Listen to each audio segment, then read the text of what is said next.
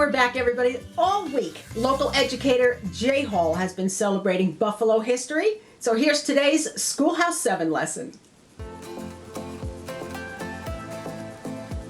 Good morning and welcome back to Schoolhouse 7. This is Local History Day 3. Let's get started because today we're going to talk about the Underground Railroad in Western New York. Unfortunately, American slavery began in 1619. However, the Underground Railroad started in the 1830s as a secret route to freedom. It was not underground and it was not a railroad. Rather, it was a network of routes and safe houses with conductors and stations, and it came right through Buffalo, New York, and it looked very similar to this.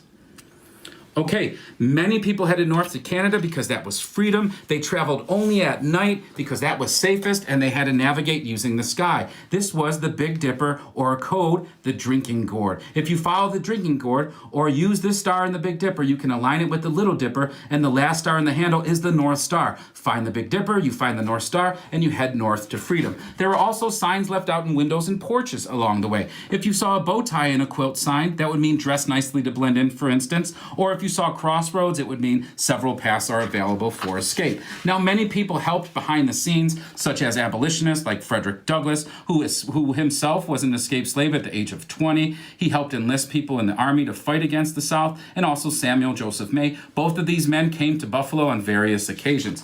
Also, we have a very historic figure, Harriet Tubman, the Moses of her people. She made 19 trips back and forth to slave states and saved over 300 freedom seekers, and she brought many of them right up through Niagara Falls across the suspension bridge. She put them on the train and they boarded and they went over to Canada to freedom. Now, there are many things to remind us of this in the area, such as this customs house that's up in the Niagara Falls Bridge. There's also parts of the bridge left. I bring my students there all the time.